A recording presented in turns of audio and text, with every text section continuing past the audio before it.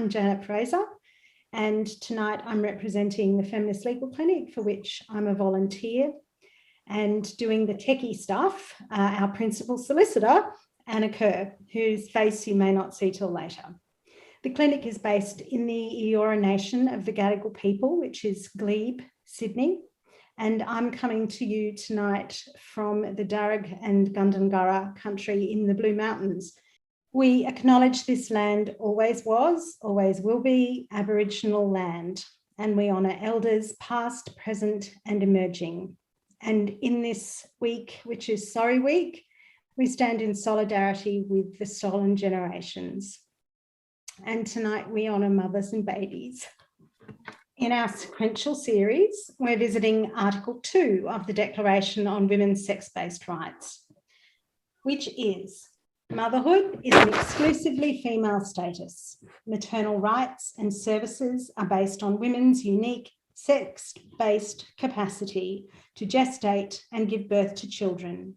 These rights and services, and the word mother itself, should stay reserved for persons of the female sex.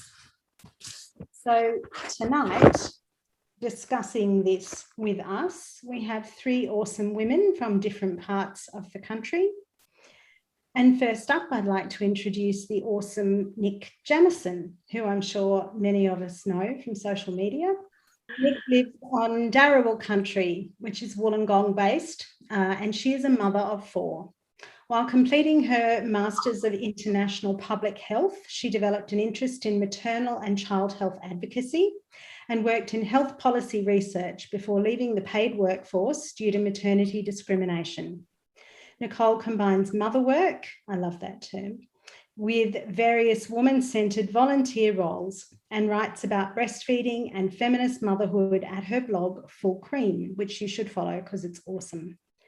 We have a few questions we're going to ask our participants tonight, and I'd like to start, Nick, by asking you the details of the area in which you advocate for women's sex-based rights. Hello, I'm Nicole. Thanks for having me. So my activities advocating for women's sex-based rights are quite closely woven to my own experiences of motherhood.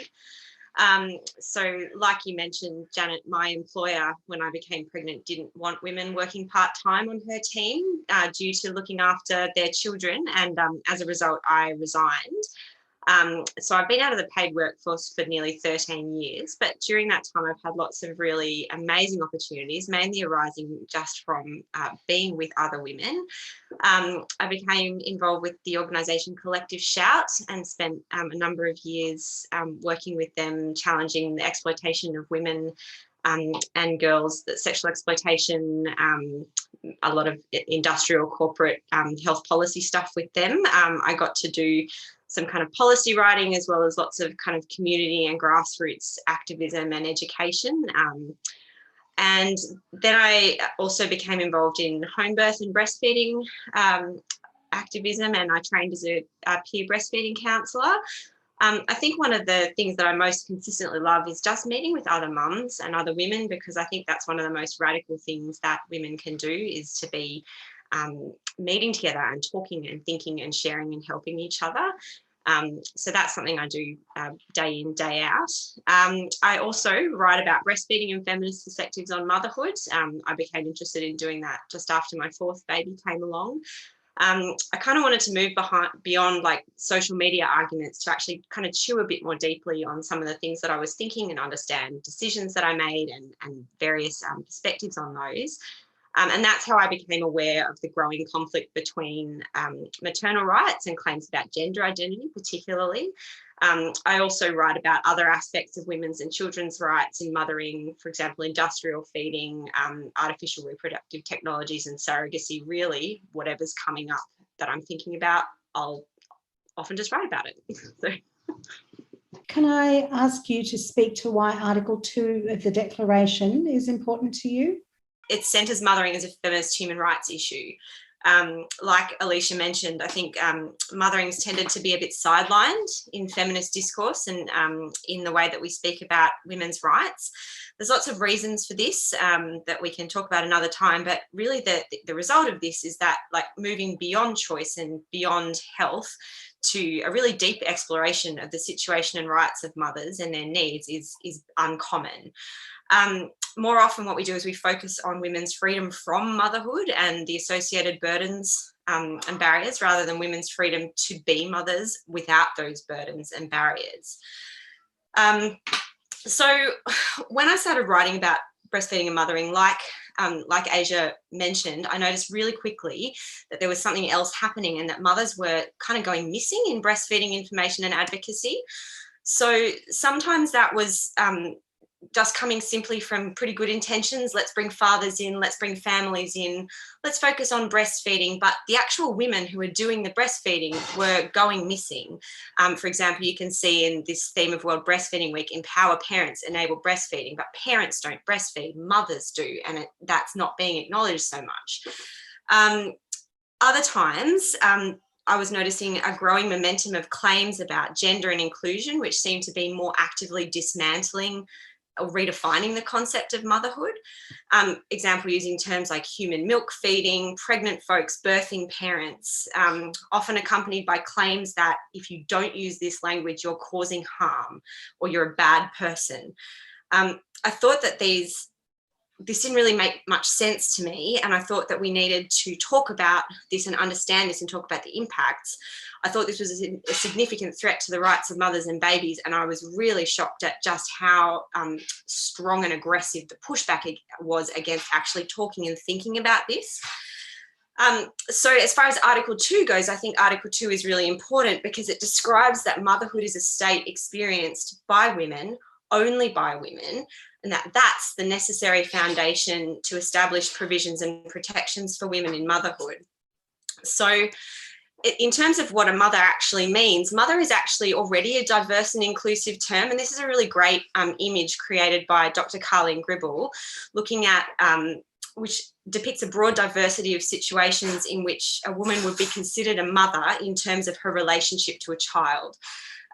You can see this encompasses a very broad range of biological, social, caring relationships. The common factor, of course, is that all of this occurs among female parents, mothers. Describing the needs and situations unique and specific to women, whatever that looks like, is necessary to liberate women from reproductive exploitation and oppression, and to enable us to properly demand that social and economic responsibilities to mothers are fulfilled. We need to define that motherhood is exclusively female status just to be able to get to actually do anything for mothers. So what I just quickly want to explain is that one of the challenges we're currently facing in maternity support and advocacy when it comes to this issue of language and gender is the claim that not all mothers are women, and therefore services and provisions for mothers should change to be framed in terms which reflect gender identity rather than women, female, biologically sexed humans. So my own experience is mainly related to breastfeeding, but this is happening like widely. Birth, maternity services, it's happening among peer groups, it's happening in organisations, it's happening at health policy level. But as this happens, there's kind of two distinct claims which are tending to be made. So the first is the claim that a biological male can literally be a woman, and that if he identifies as a baby's mother, then he is a baby's mother. Therefore, he should have the same access to services, the same legal rights as other women, including, for example, the right to breastfeed his baby. Obviously, we can see this as a clear intrusion of men into women's spaces and has the potential to cause damage and disruption to mothers and babies. A lot gets written about the composition of male milk or the presence of hormones and drugs, but I think that's actually secondary in considering the simple right of a mother and a child to each other. Babies don't have concepts of male and female and gender. They just have a biological relationship to the person who is their mother. That's different to the relationship they have to everybody else. And it's appropriate to be exclusive when we're talking about that. On the other hand, we have the claim that mothers are not necessarily female. being applied to people who are female. They are mothers. And as gender dysphoria and associations with queer theory are increasing among women and girls, this seems to be mainly what's driving the demand for desexed, defeminized language. So whereas for males entering into motherhood, they want that mother language, this is where the removal of mother and that neutralization is coming in. So replacing references to mothers with terms like pregnant person, birthing person. You can see some examples here. So in my experience, some of the leading voices influencing this are mothers who see themselves as fathers or don't identify as mothers. There's also a lot of activism coming from heterosexual women just pressuring other women to adopt this in order to be morally pure. There's also quite a lot of activists active on social media, and some of them are charging a lot of money to do education and consultation, including in the NHS in the UK. So the tension here is that mothers who say they're not mothers are still female and they're still included in our definition of motherhood, but they're claiming that they can only be included in work for the rights of mothers if we remove reference to mothers and sex-specific terms. So you can see that for both of these sides of the coin, there are a range of unintended consequences which might put mothers and babies at risk. The use of plain and clear language, obviously, it's good practice. It's properly inclusive. We know that, for example, up to 60% of adults routinely don't understand health information, was found in one survey. Jargon and high-level concepts reduce accessibility. Mother, it's a universally understood concept. It's easily translatable. It shouldn't be seen as okay to make health information and information for women harder for them to understand, especially when we know that women and mothers are already quite disempowered, particularly when it comes to making informed decisions about pregnancy and their own status in motherhood. We need to be asking if it's actually reasonable to be making such significant changes to our language and practice for the sake of a very small group of mothers, which actually impact a very broad group of mothers globally who are already vulnerable and for whom the use of gendered rather than sex language is not appropriate because those mothers aren't expendable. So just to wrap up, look, when discussing this issue, we sometimes hear that talks about rights aren't pie. Some of you probably heard that one. It's not pie. More rights for trans and non-binary folks or other people doesn't mean less rights for you. But this is not true because resources are finite. Funding is pie, political will is pie, and when human rights and claims conflict with each other, they're also pie. And I just like, who cooks the pie? Who cleans the kitchen after the pie? Who's meant to say, oh, it's fine, I don't need any, I'm not hungry. I'll just eat the crumbs. Well, I think women and mothers need to get a big enough slice. We're not getting that already, and it's coming greatly to the detriment of women's well-being and children's well-being around the world, and has for all of history, and it needs to change. And in order to do that, we need to secure the human rights of women as females. Suggestions you may have for future directions, campaigns, ways for attendees to get involved? I've got a wish list as long as my arm, but I think probably at the top of it is just having a bit more room for mothers in feminist work, which means making room for children as well, because mums, like women, shouldn't have to wait until their children can be left behind to participate and have a voice in this. And it's not deliberate, but sometimes it's just harder for mothers to attend. So removing barriers for women to participate in feminist work is really important when we're mothers. The other thing I'd say is that I think, like, when it comes to some of the really outrageous language stuff that we hear, or the appropriation of motherhood, I think I would love to see this being taken to the next step as an opportunity to actually take more control of the discussion and direct it towards an understanding of what this language actually means, like in terms of those impacts. So, and particularly in terms of like the global majority of women for whom they're so busy trying to survive that they don't have the luxury of trying to like decide like, is a woman a mother, or what does that mean? And they're the ones who are actually really going to be paying the heaviest price for this. And so I just want to make sure that in the work that we do, that we're making sure that those women are being defended and included, including in the way that we're structuring our own breastfeeding and birth advocacy, that we're making sure that women who are not visible to us are captured in what we're doing. We're very fortunate to have two women from Queensland, and they're going to address our questions jointly because they work together. So I'd like to thank Alecia Maree Staines and Azure Rigney for being here. Alecia lives in Gubbi Gubbi country, Noosa, Queensland, with her 5 children and dog Bingo. She's been involved with maternity advocacy for 10 years, locally at state level and nationally. She's also a classroom teacher, childbirth educator, and creator of the podcast Birth, the Forgotten Feminist Issue, which is awesome, and you should go and have a listen. Azure Rigney is a 31-year-old mum of 3 living on Jagera and Turrbal country, Brisbane. She is Maternity Choices Australia Queensland President. Her car office can be seen in many Zoom meetings, and emails are sent while breastfeeding. She is focused on maternity system reform through utilising the Queensland Human Rights Act 2019, and states, we have 2 options: get the women out of the system altogether or improve the system, 1 letter, meeting and complaint at a time. So women, I'd like to ask you both now if you would address the details of the area in which you advocate for women's sex-based rights. Most women in Australia give birth, yet as Janet alluded to through my podcast, Birth, the Forgotten Feminist Issue, it does seem really a forgotten issue when we look at the high birth trauma rates.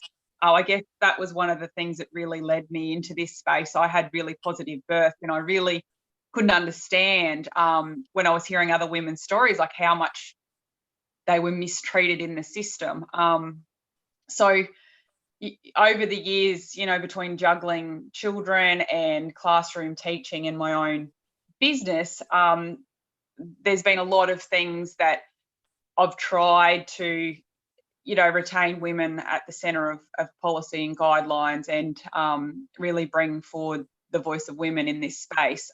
It's not always easy in a patriarchal system, but it's certainly something that is ongoing. And, you know, more recently, what we've seen is the like a very forced attempt to actually erase women from this space through gender neutral language, which is really concerning. Like Nick, I got into this because of my employer and like sexual discrimination stuff, which is still ongoing. So I don't want to talk about it too much, but then realizing it's bigger than just me. And it's like, how can you not share and advocate not just for you, but for other women? And yeah, that sense of collegiality, is that the word? Knowing that there's been the women before you and there will be the women after you doing this work. And yeah, I completely agree. Just in the last even year or 2 that I've been doing this, the pressure to change language in maternity policy, and especially the focus on domestic violence at the moment, and changing the language around that, and breastfeeding. It's just every facet, even paid parental leave, the way that they're trying to say, oh, you need to split that evenly, as if they're trying to erase not just the birth and postnatal experience that the woman has just gone through, but then breastfeeding and being primary carer. And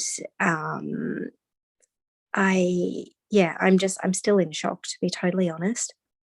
Can you women speak to why Article 2 of the Declaration is so important to you, please? I guess the two parts of it are that we've got men wanting to identify as women, so, eroding that side of things. But the biggest thing we've seen, which you had alluded to as well, was the erasure of women and mothers in this space to, be birthers and that kind of language, which seemed to really take almost like it just came from the US. And we absolutely see pushback, and like we've had some pretty vile emails when our organisation has refused to develop what they term to be inclusive or gender neutral terms. We've had some media around that as well. Our refusal to cave into calling women chest feeders and things like that. I think what we need to remember as well, that 70% of people have low health literacy. So when we're starting to remove proper terminology from this space, we've got a lot of like low socio, very vulnerable groups that actually aren't even going to identify with this new woke language. So absolutely, we need to be centering women and retaining this. Like motherhood, it's a very unique experience. Our capacity to gestate as females and give birth is a physical characteristic that actually distinguishes us from men. What we have, well, I personally have found sitting on a lot of high-level committees and policy development is without someone who is centering women in the room, that we would have already a lot of high-level documents that are actually gender neutral. It's not until, it depends what consumer representative would be sitting in that space, depends on the outcome of what that paperwork and policy direction actually looks like. We can't deal with the abuse against women in maternity services. So I'm talking like 1/3 birth trauma, high PTSD rates. The violence against women in maternity services is a reflection of violence against women in society. And when we remove women or become gender neutral, we actually can't deal with the reasons of why that violence is perpetuated against us within maternity services. It's not even just about which consumer rep is on it, because we know that the loudest person in the room, usually the medical lobby, just gets their way anyway. And so, of course, the medical lobby is going to be all over this stuff because they're going to get the money for the hormone therapies and the bottom surgery and all this sort of stuff. So it's already stacked up against us. I see what's happened in maternity. It's just going to be even quicker. Like it's you know what I'm trying to say? Like it's just an extension of what we've already been seeing in removal of access to birth centres and home birth and continuity of midwifery carer, because the medical lobby don't want it. So it's like whatever the medical lobby want, they're going to get, regardless of which consumer is going to be in the room, in my opinion. What final words would you have for us about future directions, campaigning, getting involved? I would really encourage people to get political. I'm quite politically active. I sent a bunch of emails to some senators actually around maintaining women as being like the definition adult human female, and I raised huge concerns about issues in this space where I thought, and I think most of us think that women, and the birth experience of women is actively being erased. And I did have a reply from at least one senator, and I see that there was a question actually around, do we think that there's some steps in the right direction from the Liberal National Party? They were the ones who actually replied and said thanks for flagging it with us, like they'd known that the issue of trans women, i.e. men, playing women's sport was an issue, but they weren't so aware of what was happening in the maternity space. And I guess, again, birth's a forgotten feminist issue. So, we're all tired and we're all volunteers. So if you have the capacity, definitely get more political. Try and engage with the media as well. We kind of use a multifaceted approach, whereas we have a grassroots movement, engage politically as well as use the media, and try and this is one of those unfortunate things that when it's like a distraction, that while we have to bring things back to centre women, it then takes away from the advancement that we were trying to get for women anyway. Like it's actually really it's taken a lot of time that we could be doing other things to advance women in this space. Even though I think that it's stacked against consumer reps, still being a consumer rep on your local, state or Commonwealth committees, and even if you're not the rep, writing to them, just writing a letter if you can, like every single week, saying, so what are we doing about this issue? Oh, I noticed you didn't actually answer my question in that response, and writing back to them. That's something that I'm starting to do more this year, is responding to the BS answers and airing it publicly if you're not happy with their response. So yeah, I totally agree. The multifaceted stuff. Yeah, writing complaints, that's my focus for the rest of the year. Would love to know panel sentiments, brackets, optimistic, pessimistic, unsure, close brackets. Read the motion the Federal Liberal Party passed to protect female-specific sports, services and space, etc. Is this a sliver of light at the end of this ideological tunnel for us Aussies? I haven't really read the actual statement that they made, but I've seen some of the statements that Claire Chandler's been making, for example, in around this issue. There's part of me that's just happy to take whatever we can get, where we can get it, and not question the motivations or kind of go for the purity politics side of things. I'm quite cynical as to whether that motivation is intended to benefit women, but I also do see some women, for example, again, like just getting in wherever they can and doing whatever they can and working in places that currently don't work for women and trying to make that better. So I respect those intentions, and I'm happy to take it if the impact is that women get our rights cemented properly and that some of this erosion stops, then I'm completely fine with it. I personally don't care where it comes from.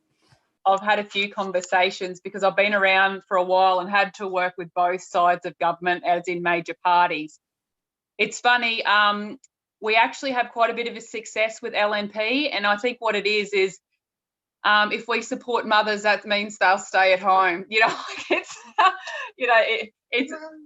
one of those things. But at the moment, we don't see anywhere else in politics actually standing up for women's sex-based rights. So I think it's a small win. I'd be keen to have some follow-up with Senator Chandler about it, particularly how it can be extended in the maternity space.